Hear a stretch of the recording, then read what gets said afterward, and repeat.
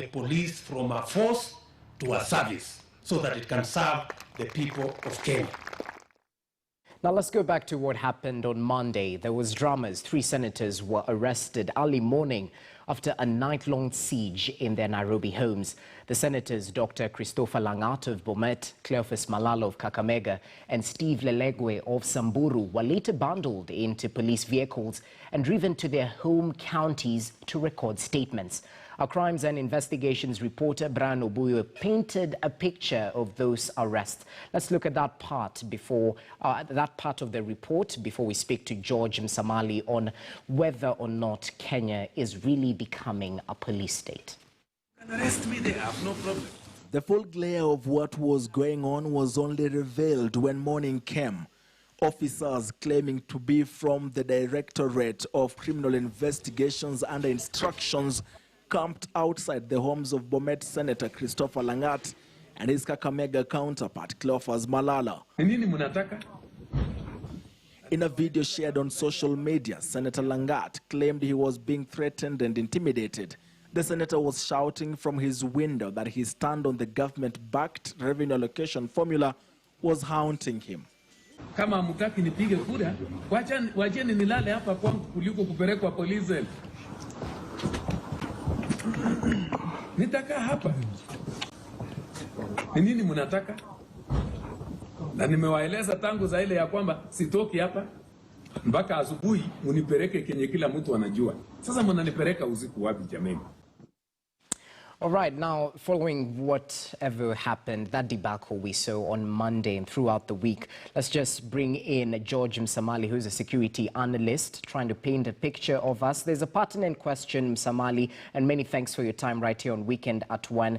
Have we gone to a police state? But before we get to that, your thoughts on senators being arrested and the whole debacle that was witnessed. I mean, by the virtue of their position, would this have been approached differently?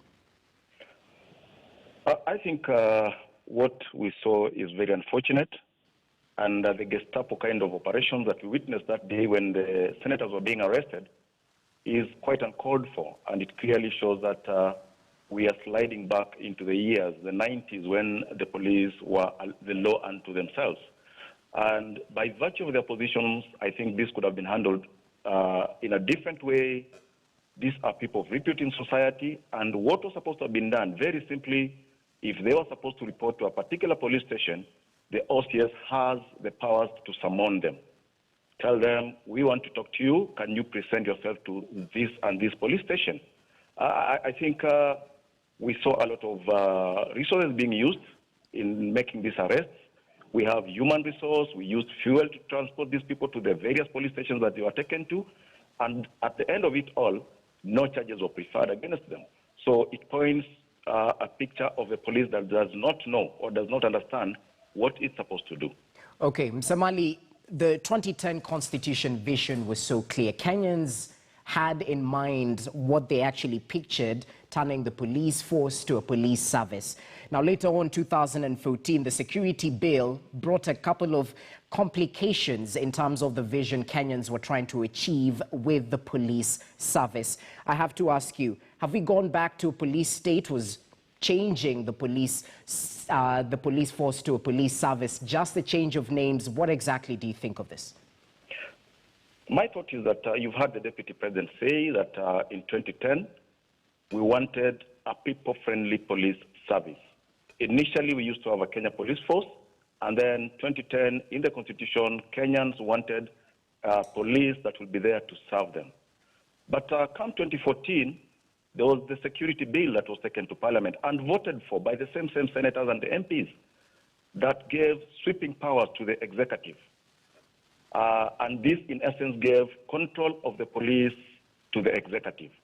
We had a constitution where we said that we needed an independent police service, and this is what the Kigra Commission came up with, the recommendations, where we said that we don't have a service that will be under the control of politicians. But the bill of 2014 made it a little bit complicated because now we took the appointing powers back to the executive. Right now, the Inspector General of Police is an appointee of the President. The Deputy Inspector Generals of Police are also appointees of the President. And remember, the 2010 Constitution clearly said that appointment to those positions was supposed to be done competitively, and it was supposed to be on merit. And the only person that we were able to appoint through that system was Mr. Kimayo. But later on, when we changed when we passed the bills in 2014, then all other appointments were being now done by the executive. So we don't have an independent police service, and this is where now the problem is. These people are getting instructions from the executive, and that is why they are breaking the law with impunity. What we witnessed on Monday is actually very unfortunate. These 2014 laws are retrogressive, turning back Kenya to the 1990s, where the police were not were under the control of the politicians, and we are all alive to what happened in 2007 and 2008 during the post-election violence. The way the police acted is the same way we are trying to witness them